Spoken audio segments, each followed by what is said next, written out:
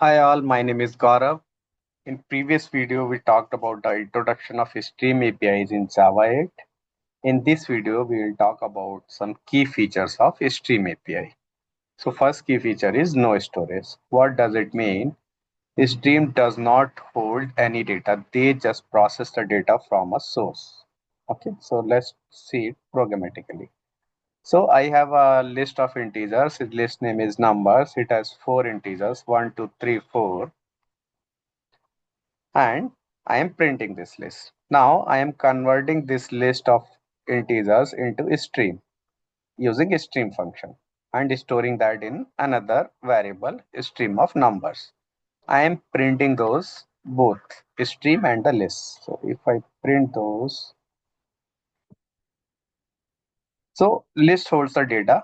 I see that clearly, but stream, it does not show me any data, but it shows that something like that reference pipeline head and something like that. So basically this stream does not hold actual data of source. It just holds the metadata about the source. What metadata? Number one is the reference of source. So reference of this list it will hold. Okay. Next is a lazy evaluation. Next feature is the lazy evaluation. Lazy evaluation means what? So basically, stream has two type of operations: intermediate operations and terminal operations. So few example of intermediate operations are map, filter. Terminal operations like collect, for each. These are the terminal operations. So how does stream works? So stream does not hold any data. It is not a data structure. It just it just acts like a funnel. So it just passes the data to the terminal operation, and finally terminal operation collects the data and returns the output. So this stream holds the metadata about the source. What metadata? Stream holds the reference of the source.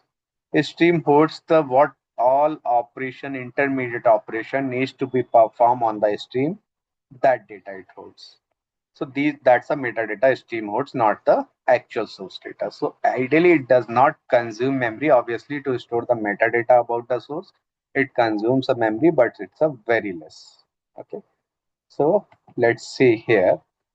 In this, I'll say a stream of numbers dot map, and I'll say just double the numbers into the stream.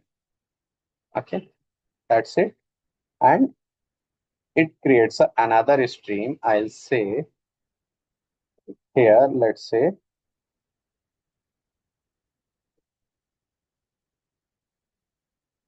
double of numbers. If I try to print this, let me print it. Stream after double is double of numbers. Okay.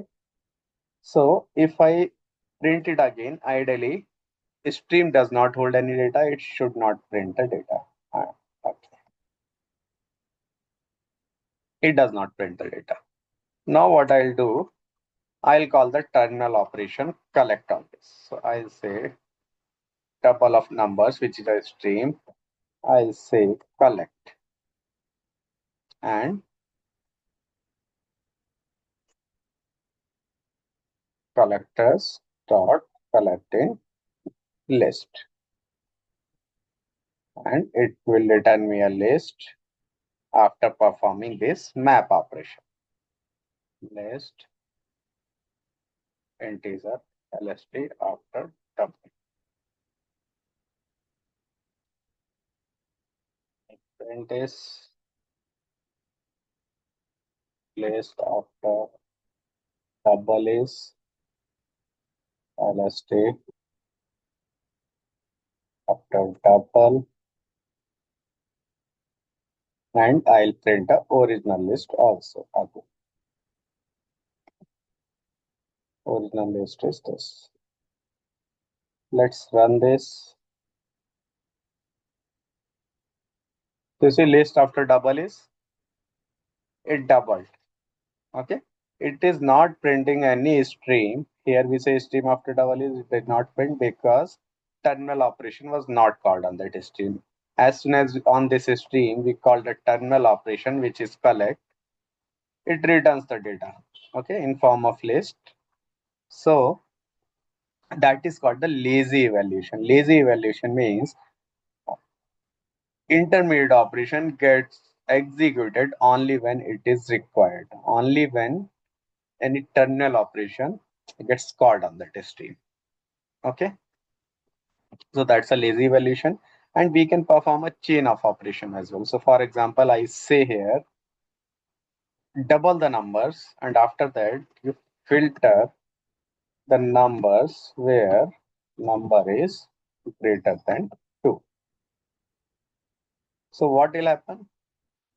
It will double the number 2, 4, 6, 8, and then 2, 4, 6, 8. Then it should return this list only. Okay. So if I run this, so final output would be 468.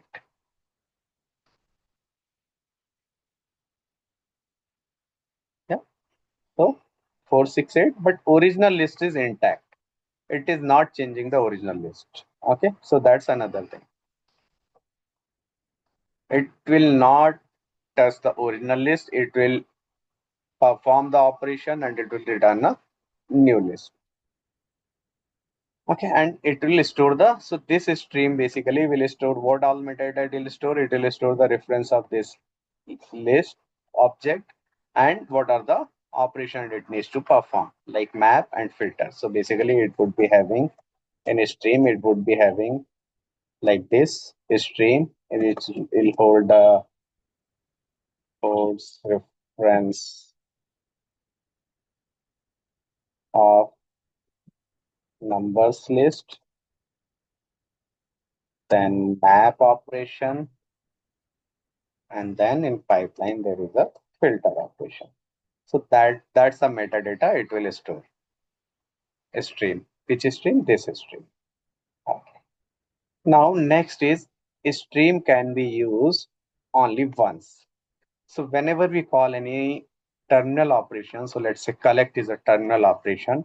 Once we call that operation on a stream, any terminal operation, a stream gets consumed. That we cannot use it again.